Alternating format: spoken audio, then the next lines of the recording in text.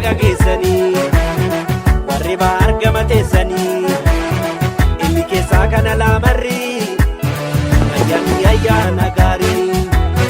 meme sirbi me ayyaana baga ceete gamana eyyee baga ceete gamana bareedduu koo yaa gugee yaa ishee jaalalaan madooftee si yaaduutu na gubee naannoftuuree machooftee mijuu dilbataatii bu'aarsituu qalbii kokkolfituu kootati burraaqxu akka jabbii meetiidhaaf qubeelaa anaaf faayaa qaamaa bareedduu koo elellaa qalbii koo siyaama duungoon harkaa qabuu ibsaa dukkana keessa sidhamnaan obsan qabu waa'ee kenna macheessa yeroo deemtu dura koo qalbii kiyya lamat qoodaa maana baqsitoonnee koo anoo taa'een hunda'ooda agartuun koo iriiree daandii kee gubbaa soqa ankufeensiif diriiree funyaaniin ciisee qoqa dalagaan qabu dhiiseeni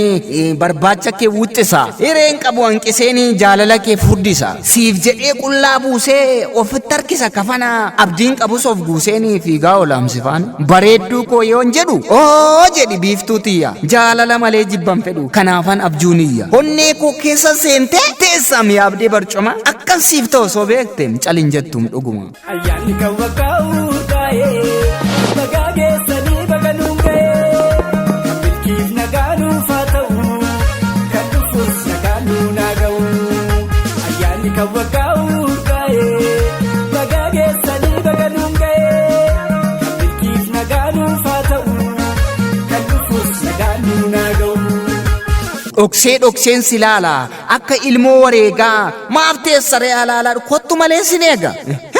maaliif taata ko'eetti kan yeroon hin argamne siifiyye kaakkareetti sima waamam caraane soolanee ilkaantumaa yaa ishee mudhiin soonsa si yaada yeroo hundumaa akkam godheen si obsaa ija koo dura fiigda barrifte akka billaachaa onnee koo lamatti diigda qalbii koo na maraacha jaalalaan na gaaditee qalbii koo na elmita anatti of dhiyeessitee keessa kiyya boochifta kunoo ciiseen beelaa na qabdeen fedhii nyaataa irribaa na eenkaa na xunnaan keessa mata dhukkuba koo ni madhu hin beeku bakka dhibee waltajjii biraan hirmaadhu anoo yoomus jibbe caaltuu koo caaltee hundaa fira onnee koof jaalallee siifan qaba bakka guddaa eenyuun fedhumsi malee eeyyee naaf hubadhu miidhamaa isan siif jedhee dhaaname siif jibbee dhibee hundumaa isan siif waraaname siif jedhee qorra obsee golan keessaan olladha osoon jirus of dhoskeen qophaa koo dudubbadha.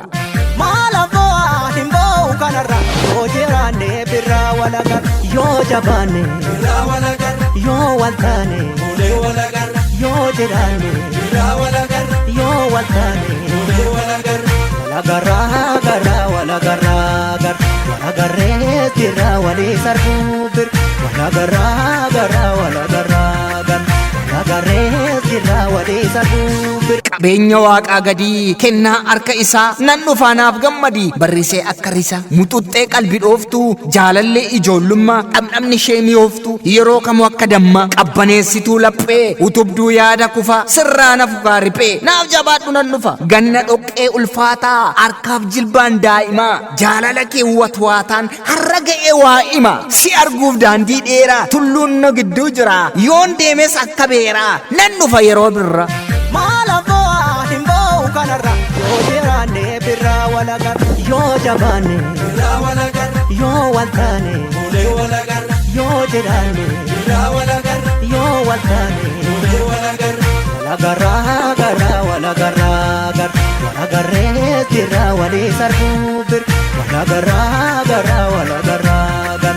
walagarree birraa walii sarbuu bir. Birraa baanee taphanna goobeef shinooyyee jaalalaan wal simanna waliin sirbaa shaggooyyee fageenyaa daandii darbinee ho'isna mana jaalalaa fuulatti wal arginee daganna waan alaalaa.